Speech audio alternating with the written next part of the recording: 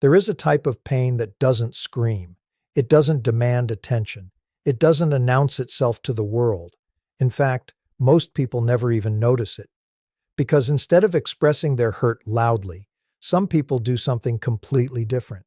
They go quiet, not because nothing happened, because too much happened. And if you've ever known a deeply empathetic person, you've probably witnessed this without realizing what you were seeing. You may have noticed them become less talkative, less expressive, less engaged. You may have assumed they were busy, distracted, tired, or simply in a bad mood. But what if their silence wasn't random? What if it was psychological? What if that quietness was actually revealing something profound about what happens inside an empath when they get hurt? Because contrary to what many people believe, empaths don't always react emotionally when they're wounded. Sometimes they react by disappearing emotionally. And the reasons behind this are far more complex than most people understand.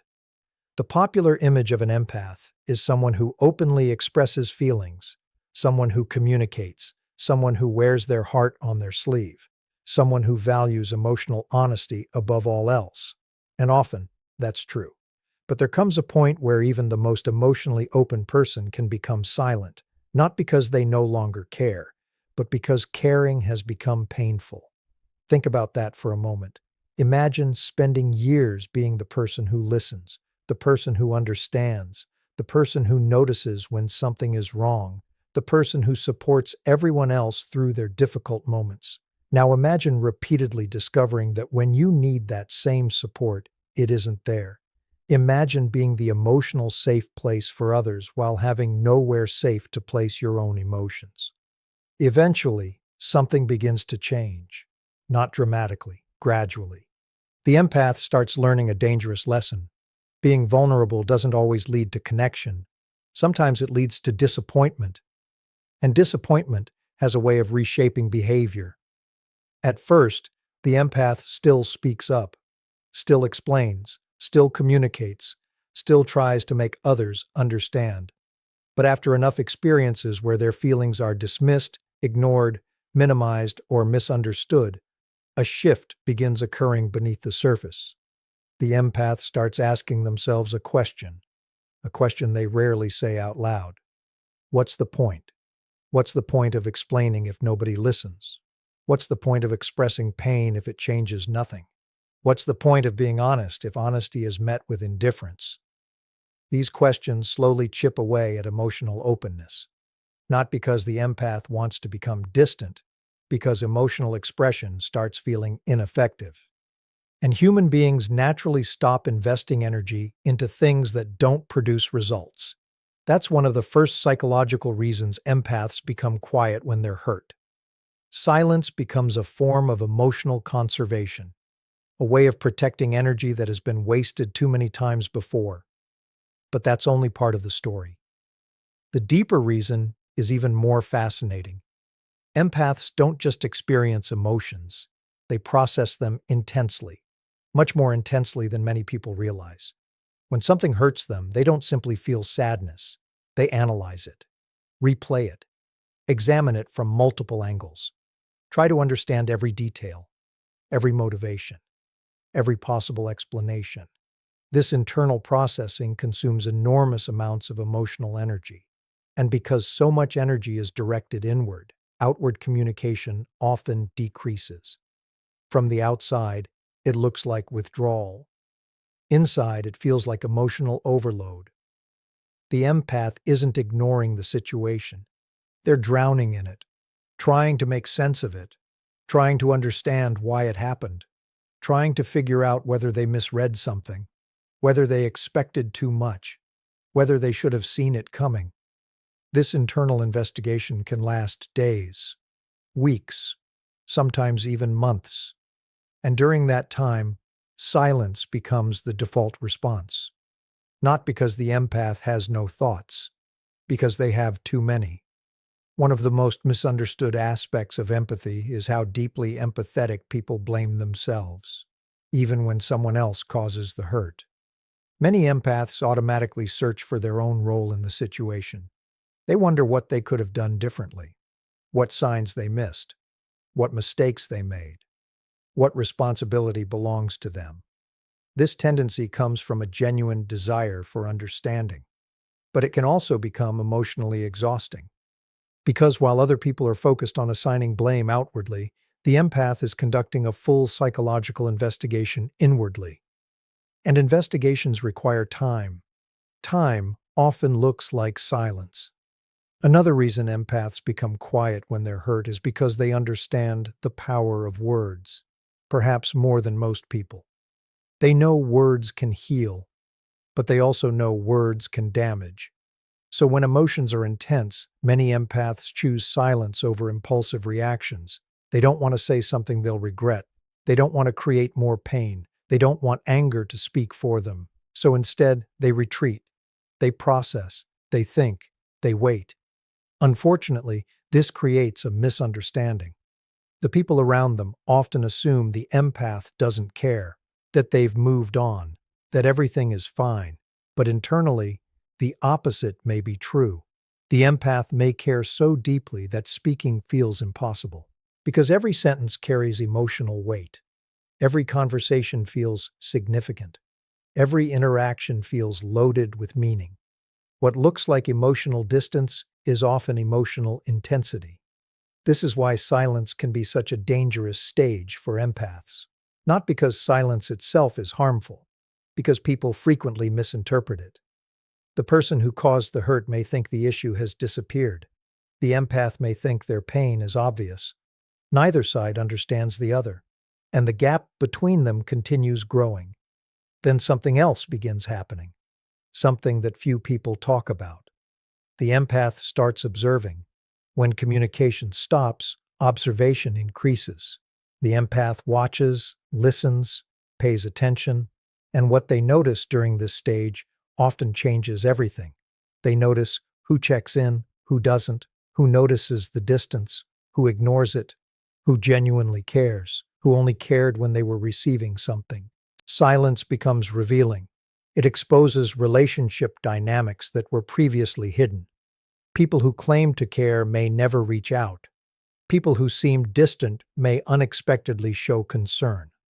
The empath starts seeing relationships differently, not through words, through actions. And actions have a way of telling the truth. This realization can be both painful and liberating. Painful because some relationships fail the test. Liberating because clarity begins emerging. The empath starts understanding where they truly stand, who values them, who takes them for granted, who notices their absence, and who only notices when they stop giving. These observations accumulate, one realization after another, until eventually the empath begins changing, not because of a single betrayal, not because of one disappointment, because of a pattern that becomes impossible to ignore. This is where silence begins transforming into something else, something deeper. The empath starts emotionally pulling back, not out of revenge, not to punish anyone, but because something inside them is protecting itself. The same heart that once gave endlessly is beginning to recognize its limits. The same person who always reached out first is starting to wonder what happens if they stop. The same person who always explained their feelings is starting to question whether those explanations matter. And as these questions grow louder, the empath moves closer to a realization that changes everything. A realization about why their silence feels different this time. Why their withdrawal isn't just temporary. Why the people around them are about to experience a version of them they've never seen before. Because when an empath has been hurt deeply enough, silence stops being a pause. It becomes a turning point. And what happens after that turning point is something very few people are prepared for. Because most people assume an empath's silence is temporary. They assume that eventually the empath will return to being the same person they've always been. The same listener, the same giver, the same source of patience and understanding. After all, that's what they've done before. They've forgiven before. They've moved past hurt before. They've given second chances before. Why would this time be any different? The answer lies in something most people never see.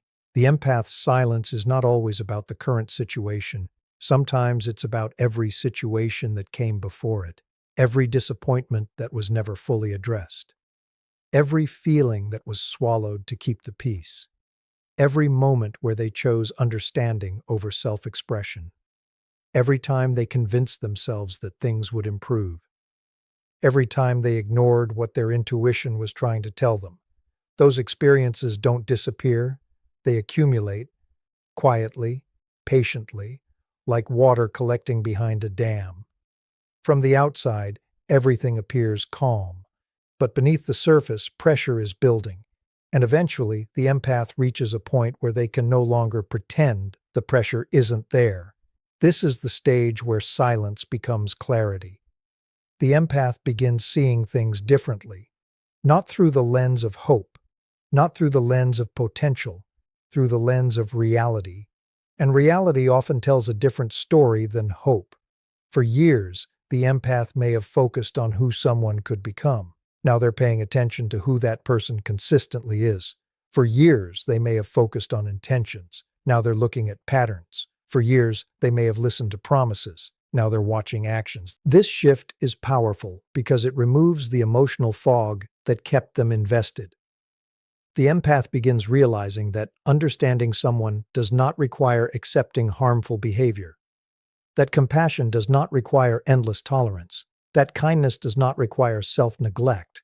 These realizations seem obvious from the outside, but for someone who has spent years prioritizing others, they can feel revolutionary. The empath starts questioning beliefs they once treated as absolute truths. Beliefs like, if I love enough, things will change. If I'm patient enough, they'll understand. If I keep showing up, they'll eventually appreciate it. For a long time, those beliefs gave them hope. Now they're beginning to see the cost. Because hope, when disconnected from reality, can keep someone trapped in situations that no longer serve them. And this is where the empath's silence becomes misunderstood once again. People assume they're angry. Sometimes they aren't. People assume they're planning revenge. Usually they aren't. People assume they're trying to punish someone. Most of the time, they're not. What they're actually doing is something much simpler. They're accepting what they've spent years resisting, accepting that not everyone values what they offer, accepting that some relationships are one-sided, accepting that some people only appreciate kindness when it's no longer available. Acceptance is powerful because it changes behavior naturally. The empath no longer feels the need to explain everything, no longer feels the need to defend their feelings, no longer feels the need to convince people to care. And when that need disappears, so does much of the emotional effort they've been carrying. This is often the moment others begin noticing a change. The empath seems calmer, less reactive, less emotional, less invested. What they don't realize is that this calmness was earned through pain, through countless nights of reflection, through confronting truths they desperately wanted to avoid, and through finally understanding something important. Not every relationship can be saved by effort. Some relationships require mutual effort. The empath may have been willing to do their part, but they can no longer do everyone else's part too. This realization creates an unexpected sense of freedom, a freedom that initially feels strange, because many empaths become so accustomed to carrying emotional responsibility that they forget what life feels like without it. Imagine carrying a heavy backpack every day for years. At some point, the weight feels normal. You stop noticing how much you're carrying. Then one day, you finally set it down. The relief feels almost unbelievable. That's what happens when an empath stops carrying responsibilities that were never theirs. The responsibility to fix everyone, the responsibility to maintain every relationship, the responsibility to absorb every conflict, the responsibility to make everyone comfortable. When those burdens are released, energy returns. Energy that was once spent worrying can now be spent healing. Energy that was once spent chasing can now be spent growing. Energy that was once spent proving worth can now be spent recognizing it. This is where the empath begins reconnecting with themselves. For years, their attention was directed outward, toward other people's emotions, other people's needs, other people's struggles. now that attention begins turning inward, and what they discover is often surprising. They discover needs they've ignored, boundaries they've neglected, dreams they've postponed, parts of themselves they've abandoned while trying to care for everyone else. This self-discovery changes everything, because once an empath starts valuing their own emotional well-being, their standards change. What they tolerate changes, what they accept changes, what they invest in changes. And those changes can make them seem unfamiliar to people who benefited from the old version of them, the version that always gave more, always stayed longer, always forgave faster, always put others first. That version isn't necessarily gone, but it has evolved. The empath has learned that generosity without boundaries becomes depletion, that understanding without accountability becomes imbalance, that compassion without self-respect becomes self-abandonment. These lessons are not easy to learn. They often require heartbreak, disappointment, loss. But once learned, they become impossible to forget. And this is why the empath's silence can feel so final, because it often signals the end of an old chapter, the chapter where they constantly chased understanding, the chapter where they repeatedly ignored their own needs, the chapter where they believed love meant sacrificing themselves. Now a new chapter is beginning, one built on self-awareness, self-respect, and emotional balance. This doesn't mean the empath becomes cold. Far from it. They still care deeply, still love deeply, still feel deeply. The difference is that their compassion now includes themselves, and that changes the way they move through the world. They no longer give endlessly to people who take endlessly. They no longer confuse loyalty with suffering. They no longer mistake emotional exhaustion for love. Instead, they become selective, not because they're cynical, because they're wise. Wise enough to recognize that their energy is valuable. Wise enough to recognize that their heart deserves protection. Wise enough to recognize that being needed is not the same as being appreciated. And once an empath reaches that level of understanding, something remarkable happens. Their silence stops being a sign of pain. It becomes a sign of growth, a sign that they are no longer willing to abandon themselves to maintain connections that drain them, a sign that they have finally learned one of life's most important lessons, that caring about others should never require caring less about yourself. So when an empath goes quiet after being hurt, don't assume nothing is happening. Some of the most important transformations occur in silence. Some of the deepest healing happens away from attention.